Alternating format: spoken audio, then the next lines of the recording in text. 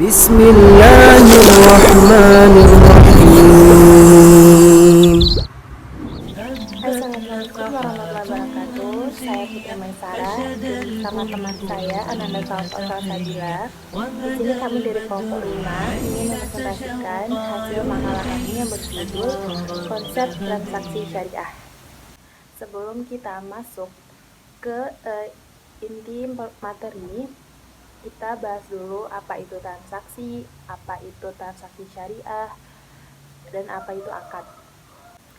Nah, transaksi adalah suatu kegiatan yang dilakukan seorang yang menimbulkan perubahan terhadap harta atau keuangan yang dimiliki, baik itu sifatnya dia berkurang maupun bertambah. Nah, yang kedua, pengertian transaksi syariah. Pengertian transaksi syariah itu juga dia nggak berbeda jauh dari pengertian transaksi. Bedanya, kalau transaksi syariah ini dia berlandaskan kepada hukum-hukum Islam, ya, berlandaskan dengan syariat, dengan diatur oleh hukum-hukum Islam seperti itu.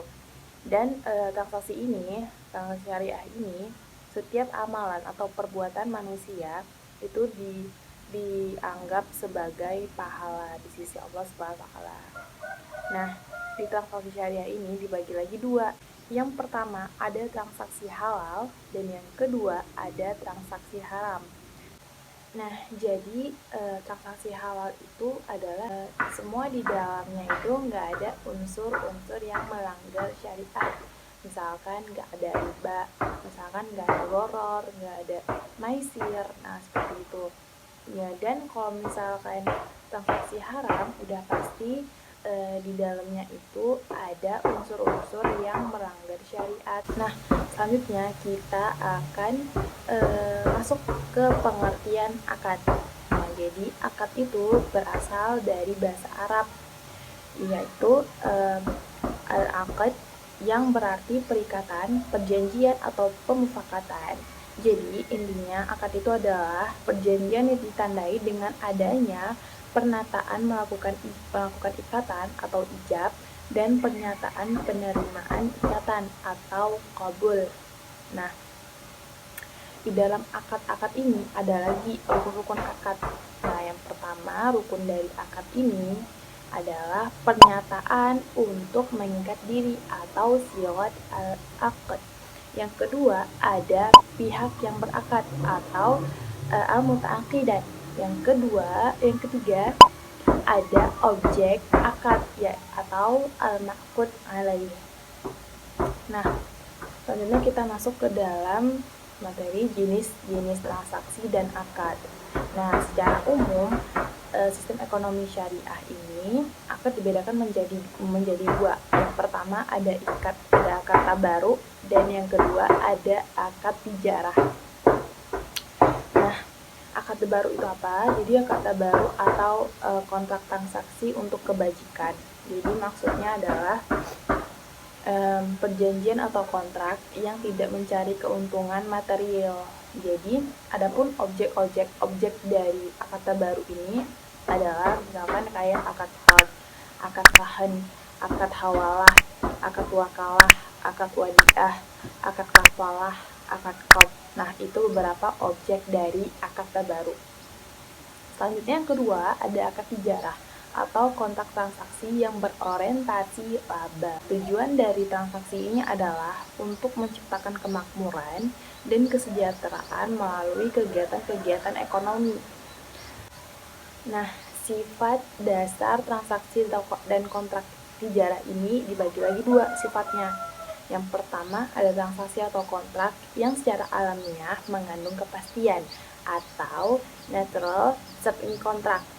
Pengertian apa? Jadi kontrak ini adalah kontrak atau akad di dalam bisnis yang memberikan kepastian pembayaran baik dari segi jumlah maupun waktunya.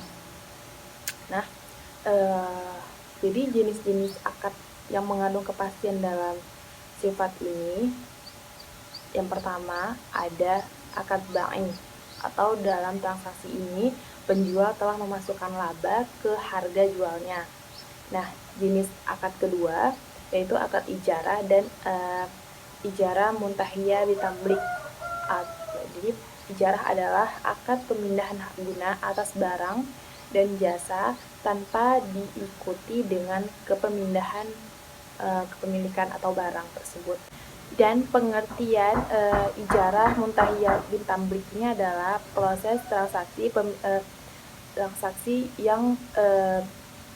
yang pemindahan atas hak guna barang. Jadi kalau misalnya ijarah itu dia nggak ada pemindahan hak barang, tapi ijarah muntahiyah bitamlik ini adanya proses pemindahan hak barang, seperti itu. Nah, yang ketiga ada sarf atau transaksi pertukaran mata uang namun berbeda dengan jual beli mata uang. Nah, yang keempat ada barter. Jadi barter adalah pertukaran kepemilikan antara dua barang yang berbeda. Nah, selanjutnya kita masuk ke yang B dari sifat transaksi tijarah.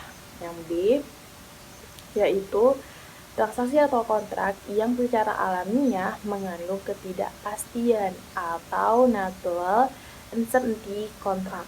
Nah, maksudnya adalah jadi kontrak atas transaksi ini yang mengandung ketidakpastian ini merupakan bagian dari akad tijarah, yaitu akad transaksi yang mencari keuntungan. Cukup sekian pembahasan dari saya. Selanjutnya akan dilanjutkan oleh Ananda Salva Salsabila. Assalamualaikum warahmatullahi wabarakatuh. Jadi saya di sini akan sedikit membahas pembahasan mengenai wa'ad dan akad. Wa'ad adalah perjanjian antara satu pihak dengan pihak yang lain. Sedangkan akad adalah kontrak yang terjadi di antara kedua belah pihak. Dalam wa'ad itu sendiri yang mengikat hanyalah satu pihak saja, yaitu pihak yang memberi janji, maka ia berkewajiban untuk menjalankan kewajibannya. Sedangkan pihak yang diberi janji tidak memiliki kewajiban terhadap pihak yang lainnya. Pembahasan selanjutnya yaitu mengenai kombinasi akad. Kondisi yang harus dihindari dalam pemakaian kombinasi akad yang pertama yaitu penggunaan dua akad secara bersamaan dalam transaksi, yaitu jika A menyangkut objek yang sama, yang B yaitu menyangkut pihak yang sama, yang C yaitu dalam rentan waktu yang sama.